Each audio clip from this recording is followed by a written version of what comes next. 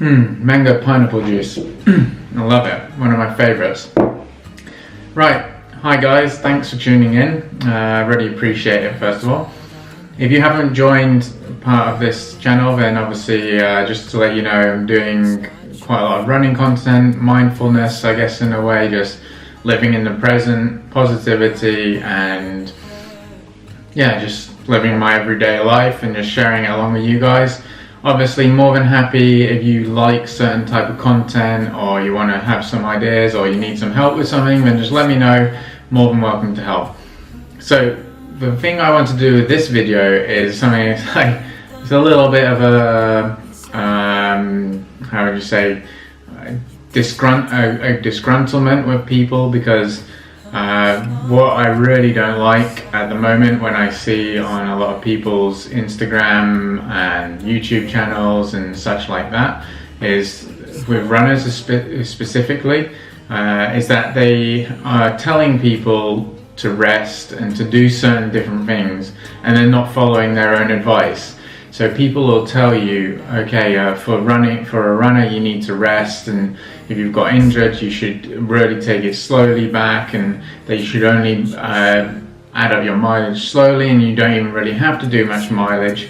But then people are they're giving this advice and being completely contradictory over it, and it really pisses me off, really, actually, because how are they setting a standard to people to tell people to do things, and yet again the next minute they're doing a completely different thing. So they're doing things for showing off, or and maybe not showing off, but for their own, to elevate themselves, and yet again they give contradictory advice. So how can you actually take that advice that they are giving with the reality that they are doing? It's like, they don't go hand in hand, and that's what I try to do on my channel. I'm trying to give advice that is real, and the real stuff that I'm doing, being completely open and transparent about things. And there's so little transparency out there that people just want to profit off of things and kind of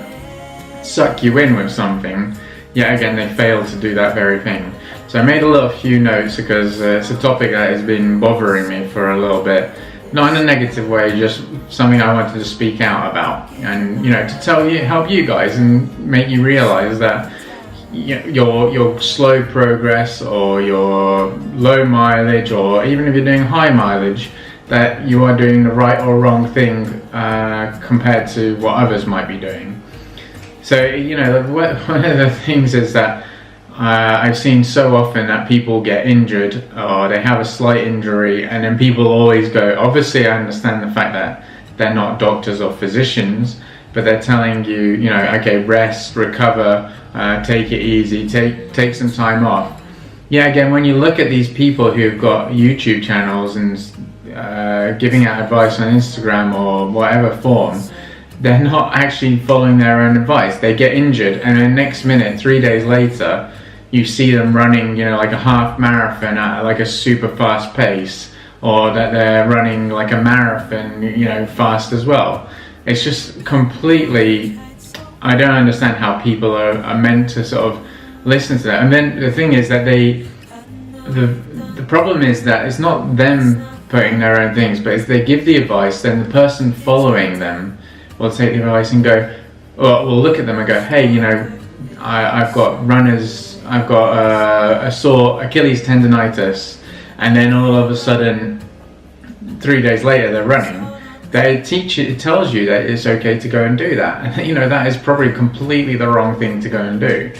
So resting and recovery is like incredibly important. Yeah, sure, you need to seek a professional's advice to how long you can do and what you can do, because it might be okay to be doing easy running. But then then there's also the fact that people, they give this advice, and then also they're telling you, okay, I've got a weekly mileage target, or they say they're not bothered by the numbers, but you consistently see that people are chasing numbers. Okay, I need to get to my 160 kilometer week to get to 100 miles. And they say that the numbers don't bother them, but they say, oh, okay, just rounding off the week to make it nice, 100k. Like, why? And also, the thing is also, it just doesn't set a good example for people to go chasing numbers rather than listening to their body. Yeah, by all means, chase the 100 kilometers. You feel great, that's good. But you just need to, I think, advice needs to be given for people to make sure, first of all, that they feel good within their body, that they're not overtraining, and that you are also sticking to what your goal is. So your goal is to be doing half marathon, sub 1 hour 30, and you don't want to over exercise, over train, and let's say you're in an 8-week block of training, and in the 4th week you're like, hey, this is great, I'm at 89 kilometers. If I run just 11 more kilometers, then I'm going to get up to 100. That's a nice little thing. Yeah, it is. But the thing is that what is your end goal? To be fresh and ready for your next training session, and to then obviously achieve your goal? Or is your goal to hit weekly, hit a certain figure just so that it's a nice round number? Obviously, like with all these things, there are different, you really have to sort of weigh up what your goal is, what you want from it, what is your objective, and you need to keep stuff a little bit personal. It's all well and good me giving you advice, somebody else giving you advice, or you taking little bits from everyone, but you really do need to listen to your own body. And that's one thing that I've truly learned from following people and taking pieces of advice, is that not one thing suits all in terms of training and running. You really have to adapt a little bit to yourself. Yeah, I mean, that's pretty much what all I wanted to sort of say. And I want to get people to relax a little bit, to enjoy running, and also to stay focused on what you have.